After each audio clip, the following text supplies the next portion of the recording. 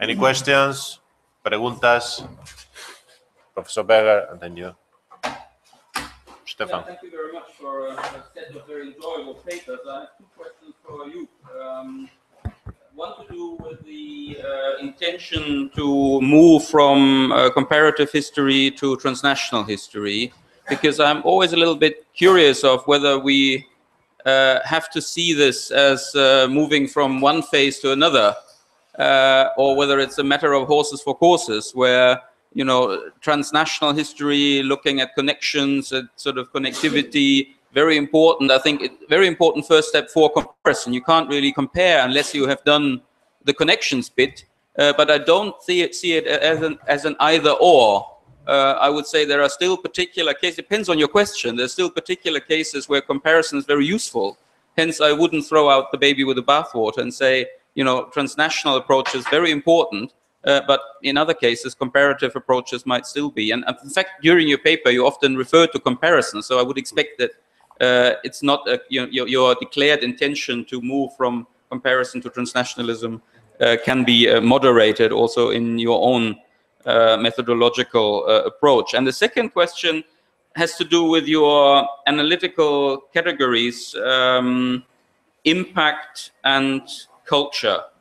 I think you had this, I don't know whether we can get this up again, but you had this kind of list of things where you have diffusion by impact and diffusion by culture.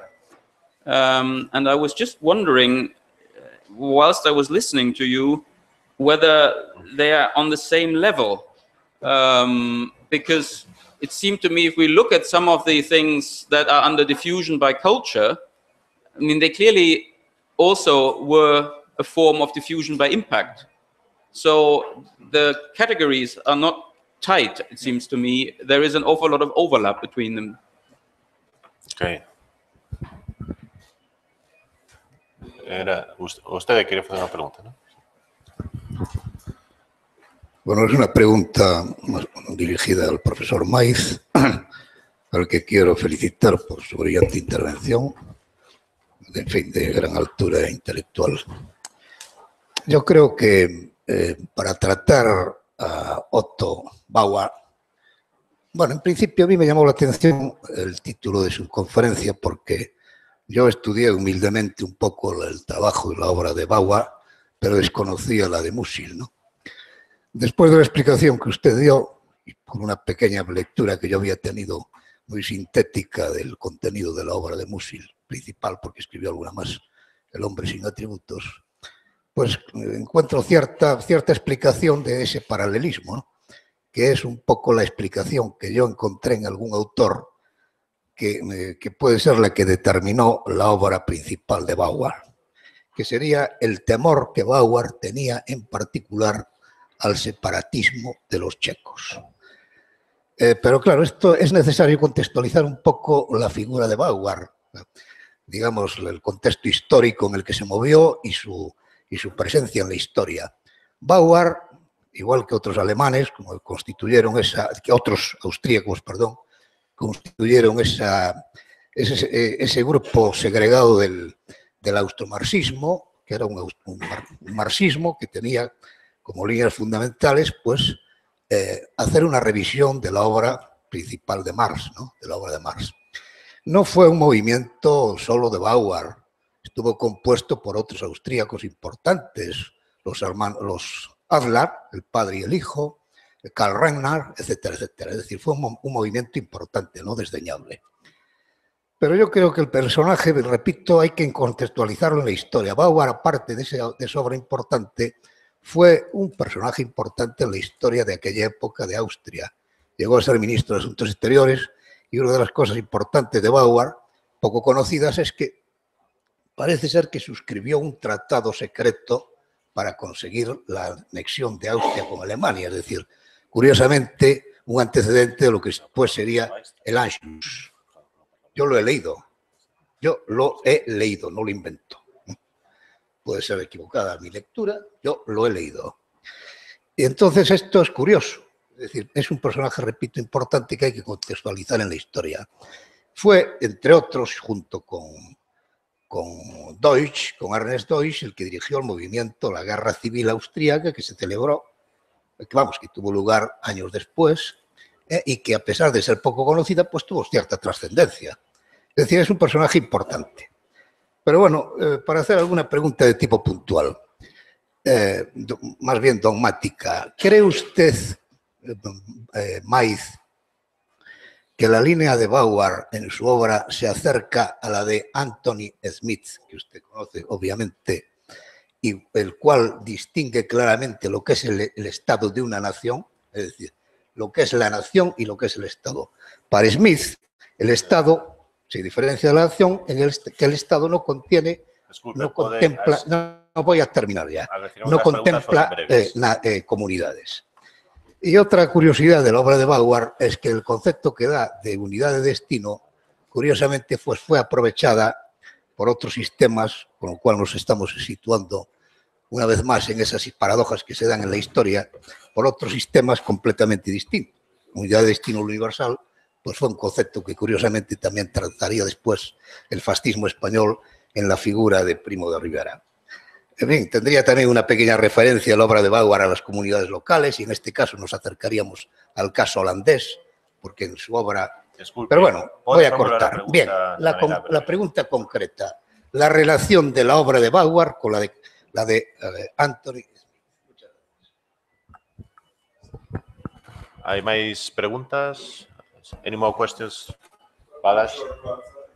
Professor Mais, about, I mean, I understood your, let's say, argument against this catastrophic understanding of the Habsburg Finnish Austria, but at the same time, you have also Karl Kraus in the same context, and I think he is actually, in a way, conceptually challenging to a certain extent this Bauerian picture, because he's showing that everybody kind of closes himself into a language game. Yes, I mean, like in the last days of mankind of Karl Kraus, what you get is that everybody, either social group or ethnic group, develops its own discourse, which is only spoken by the inside, and there's no mediation between these groups, and that's actually the apocalypse. That's what makes the empire collapse. And just one sentence to you, what methodology and analytical categories that you use about transnational and comparative, that I had a feeling that exactly if you bring back the question of what are the projects that don't make it, then you have to go back to comparative history, yes, because then you have to actually try to kind of show that in certain contexts, certain configurations actually work, and in other contexts, they don't work. So I don't see this as a kind of one-way jump out of the comparative history towards transnational history, but more of dialectics between the two. Any more questions? I also have a very small question to Job, another one to Malte. As to Job, I very much appreciate your effort of conceptualization. But just two brief remarks. First, about the importance of the context, I mean, of moments. Transnational history, cultural transfer is very important. Diffusion by impact is very important, but at certain moments of history, this diffusion seems to be accelerated, extraordinarily accelerated, and I think this is the case with First World War. I see what's the case with 89 and 91 in the former Soviet Empire. So, and secondly, what about the nature of transformation of this, of the contents of this in cultural transfer? Because you know that diffusion also means transformation. In many cases, diffusion was indirect and not direct. I mean, to give you an example, the reception of the Irish struggle for independence, of the Easter Rising in the Basque Country, was through the French-speaking press and through French-speaking authors like Louis-Napoléon Leroux and others, because almost no one read English at that time in Bilbao, so they were forced. And obviously, within this process, events were interpreted in a particular way, much in the same way as Arthur Griffith interpreted the history of Hungary in his own interest. And to Malte, do you think there's a line of continuity between the Bolshevik propaganda in the Civil War, as they presented the whites as the slaves, as the dogs of foreign powers, particularly capitalist powers, the message used by, or the slogans used by Spanish communists during the Spanish Civil War, presenting the Civil War as a revolutionary war for independence, and always establishing a difference between the freedom, the independence for Spain and freedoms of its nationalities, and the turn towards the patriotic, the Great Patriotic War made by Stalin in 41. Do you think there's a line of continuity, or particularly between, in the Russian Soviet context, are there also differences between the Bolshevik propaganda during the Civil War and then the contents of propaganda or the message of the Great Patriotic War? So, other intervention? Sí, primero que nos contestar. By other intervention. Muchas gracias. And you, and then Martin, right? Por las dos preguntas, muy brevemente, respecto a relación entre Bauer y Smith, diríamos que a posición de Smith é unha posición etnosimbólica, centrada precisamente na análise das etnias antes das nacións e, polo tanto, o substrato étnico-cultural das nacións, que é onde se ubican as súas achegas. E, neste sentido, se diferencia, diríamos, cara atrás e cara adiante da obra de Bauer, en que, en primeiro lugar, cara aos fundamentos, Bauer o sitúa un paso alén da mera cultura, senón no cambio das relacións de produción, nas relacións da produción e a loita pola existencia dos seres humanos, digamos, esa débeda co materialismo histórico que ubica justamente o nacemento da cultura o fío da produción material da subsistencia. Por lo tanto, aí hai un análise que remite ao modo de produción, a evolución e o cambio das relacións de produción, ao fío dos aconteceres históricos e o seu reflexo na estructura de clase e os conflitos. Por lo tanto, esta é unha dimensión ausente nunha posición etnosimbólica onde se analizan o conxunto de historias, narrativas, mitos e símbolos que acompañan, e non só acompañan, sino que na perspectiva cultural que apunta Joe Plersen preceden na dimensión cultural del cultivo, o cultivo das culturas nacionais ou prenacionais. Esa é a análise de Smith. Pero logo o Smith, diríamos tamén, por defecto, cara adiante, non segue a traballar o salto que estamos comentando na mañá de hoxe, que é precisamente o tránsito á política, é dicir, a politización da identidade. Como se construe un suxeito colectivo sobre a base dese conxunto étnico simbólico. Digamos que o conflicto, quen escolle, con que criterio, como se seleccionan os mitos culturais, Eso é política, porque se está pensando nun relato determinado da nación, cando estudamos, pensemos no nacionalismo galego, sen ir máis lonxe, entre escoller un mito medieval, que implica que a formulación nacional é antiliberal, anticapitalista, antimodernización, ou escoller un mito céltico como é Murguía, que é todo o contrario, un mito republicano, urbano, europeizante e de modernización.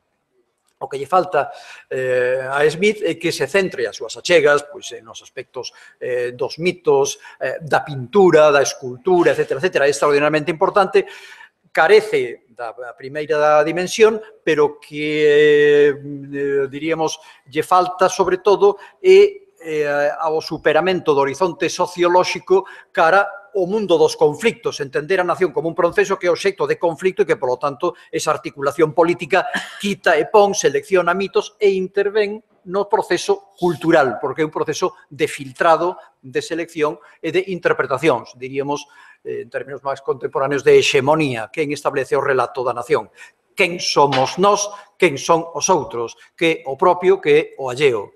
Eso é un labor político, e Smith, diríamos, analiza os herdos culturais, os mitos, os símbolos, pero non se detén a detallar esa dimensión máis conflictual e política, digamos, máis politolóxica que sociolóxica. Referido á presencia de Karl Kraus, complicado de resolver. Musil decía que había dúas cousas demasiado serias e demasiado grandes como para ser discutidas en Viena entre guerras, que eran Karl Kraus e a psicanálise. Hai un vieiro de común lectura precisamente na decadencia do imperio que poderíamos resumir, a meu modo de ver, de coincidencia entre a obra de Karl Kraus e de Musil, que é precisamente interpretar o que a crise dun imperio non somente como crise dun imperio, son como crise da modernidade e, polo tanto, dos conceptos que articulaban esa modernidade. A identidade individual, a identidade nacional. Non en vano, tanto en Kraus como en Musil, é importantísimo o papel da cidade, diríamos, como movimento, como aceleración, como cambio, como lugar onde chegan os emigrados checos e demais de todo o imperio, e, polo tanto, esa visión que, diríamos, somete a crítica todos e cada un dos elementos cos que se viña construindo a identidade dos modernos e tamén identidade individual e identidade colectiva. E dai tamén o propio xénero literario, como se cuestiona en Kraus o propio xénero literario, es entre medio entre xornalismo, literatura e ensayo, e, por lo tanto, isto se traduce tamén no gráfico que eu expuña antes de transición, a tensión, modernidade, posmodernidade, como eso afecta ao discurso, pero tamén aos instrumentos nos que se desenvolve o discurso. Esa novela que non é novela, que a veces é xornalismo, pero a veces é ensayo político, diríamos esa dilución dos xéneros. Por qué? Porque o xénero leva precisamente a existencia dunhas reglas fixas das que o xénero novela, poesía, ensayo, cada quen tiña o seu espazo perfectamente determinado. A crise da modernidade leva non somente a crise de determinados valores, por así decirlo, sino os propios portadores a través dos medios dos que se construe. Daí, por exemplo, ese xénero de Kraus, que non sabemos se é ensayístico, se é, diríamos, elementos de humor, de ensayo, de valoración, tanto no seu contido, perfectamente visible como en Kraus e en Musil, hai unha sistemática crítica a todos e cada un dos elementos constitutivos da modernidade. En ese sentido, podríamos decir, son kindred spirits, ¿no? De almas xemeas, de procurar esa misma visión. Só que, no caso de Musil, diríamos, ten, en lugar desa fragmentación que Kraus expresa perfectamente no seu propio estilo, en Musil é a pretensión de conciliar esa vontade, diríamos así, vontade de fragmento, diríamos, tardo-moderna, ca pretensión de edificar unha novela, porque esa é a tensión que recorre sin atributos. É unha novela imposible, por eso non se acaba nunca a novela, pero non é que non porque morrera antes Musil, senón precisamente porque o seu proxecto está autocuestionándose permanentemente e aparecen novos libros, novos capítulos, novos personaxes, toda a última parte da relación entre Ulrich e a súa irmá, etcétera, etcétera. Esa é a diferencia. Diríamos que a vontade de fragmento está mellor expresada en Kraus e en Musil debate nesa tensión que a modernidade da vontade de ter un personaxe que sigue existindo, o fío da novela deconstruído, pero sigue existindo, e un macrorrelato que sigue producindo volumes e volumes e que nunca acabaría, aínda que en lugar de morir en Xenebra uns 40, pois Musil, diríamos, se vivira outros 20 anos máis. A novela sería inacabada porque, diríamos, recolle esa tradición que xa apuntara no seu día Schlegel, un endlose roman, non? A novela que nunca acaba, porque o que está en xogo é precisamente ese cuestionamento do suxeito e do seu entorno social, que neste caso, no caso de Musil, é directamente, moito máis que en Kraus, a idea de nación, non somente de grupo étnico e de pertenza, senón de o concepto global da nación. Aí é onde vexo eu o punto de contacto entre ambos os dous. Okay, thank you. Job? Thank you for these questions. They are very probing and very wide-ranging. I have to try and be brief in addressing them. To begin with, José Manuel's questions on acceleration and transformation. Acceleration is very often driven by crises and by war, that is true. And that would definitely be a valid interpretive frame. It's not invariant. Sometimes there is just a sort of a catching up going. For instance, it's extraordinary how rapidly the Estonian national movement comes out with the starting blocks. You know, they were basically illiterate serfs until 1850, and by 1880 they're all over the place. There was no war to account for that. I see the correlation, but it's not an absolute one. We'd have to investigate that. The transformation is a very, very valid point. This also addresses the very probing and fundamental point raised by Stefan about the relationship between the comparison and a transnational approach. Let me first of all set up a straw man, just for clarity, and talk about the sort of comparative history that's done by mediocre PhD students, which is basically juxtaposition of two separate cases, which looks at this happened there and that happened there, and some historians began with the letter A and other historians began with the letter B, and they call that comparative because it puts two cases in the same context. Now, basically, I see a transnational history as a comparative history that avoids this juxtaposing minimalism.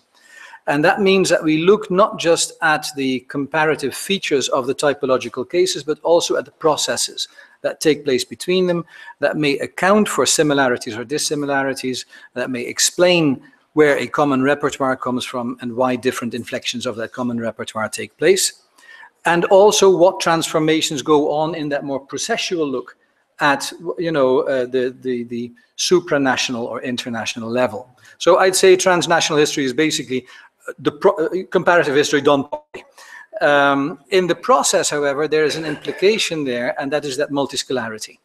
That it does mean that you have to query the idea that diffusion and spread is zero friction within the nation, that the nation is one single undifferentiated ambience, and that when something happens in A Coruña, it immediately also happens in Santiago, and there's no differentiation within the nation, and that everything is different and diffusion is negligible outside the nation. This is a gradual distinction.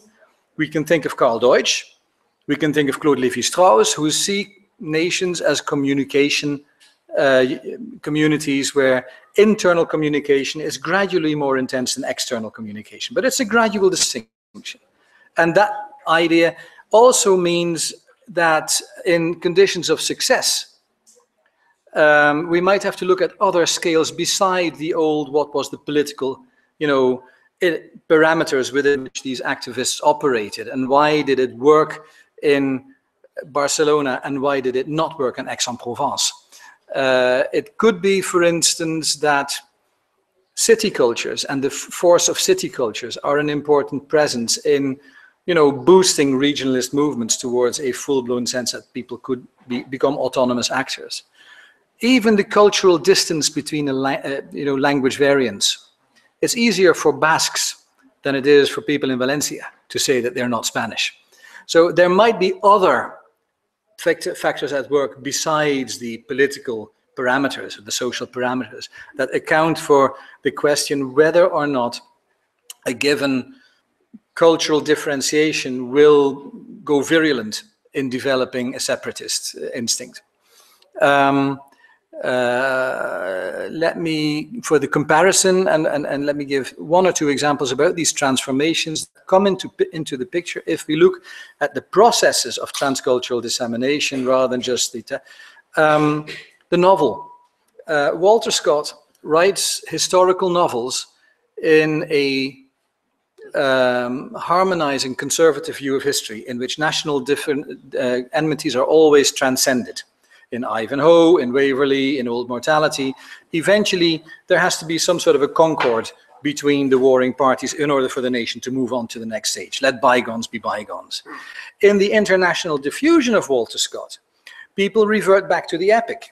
In Sienkiewicz or in other people, it's just our ancestors clobbered the enemies and we'll clobber the enemies again. There's no sense of reconciliation. So the historical novel is radically transformed in its international diffusion. And if you do a proper comparison, it would be interesting also to compare the cultural gestures. I mentioned, for instance, why is it that the hunger strike is a potent political tool in Ireland and in India? It has everything to do with imperial anthropologists who trace these gestures back to ancient Gaelic or Brahmanic custom. And so there was a cultural awareness that this is what we do. If you look at hunger strike in the Wikipedias, there's an ethnic essentialism at work saying this goes back all the way to our Celtic or to our Brahminic roots. So, and that might be why it's more successful as a political tool in Ireland than it was, for instance, in the Basque Country. Finally, choral singing. Why is it that in certain countries choirs become really important? In other countries, it's more convivial, unorganized singing, but on the basis of a songbook, like a commerceboek or a repertoire that people, as in Ireland, that where individual ballad singing. There are no choirs in Ireland. So you can start mapping these, similarities and dissimilarities, and you absolutely have to be comparative then. But you have to look at the processes of dissemination as well as the end products of them. Oh, that one. Yes, thanks. Very good point there, Stefan. These are obviously, they were very fundamental questions. Why should a national movement move beyond its place of origin? How does that work? And I heuristically grouped them into political activists influencing each other and activists influencing each other through the intercession of cultural communication. And these are obviously overlapping modalities. And they will shade into each other. At the same time, you have to, I think it's useful if you want to actually operationalize this into research questions to realize that the spread of national architecture does not work because a church moves from Paris to Moscow. But in the case of a book, it does. A book by Scott is read in Poland. So sometimes the cultural product is mobile, sometimes the cultural product is not mobile. And then you get training networks of architects as opposed to the... So culture is disseminated in different forms, and I just try to give a general differentiation, which is obviously not pigeonholing and has many... It's not tight, as you say. But it's the first attempt to see that not everything happens in the same way.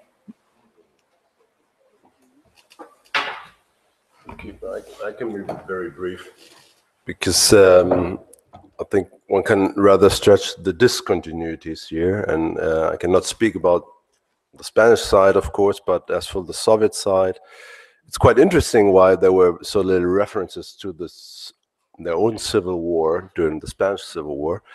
I think it's just a different framework in which the conflicts we see in the 1930s. It's shifting towards this great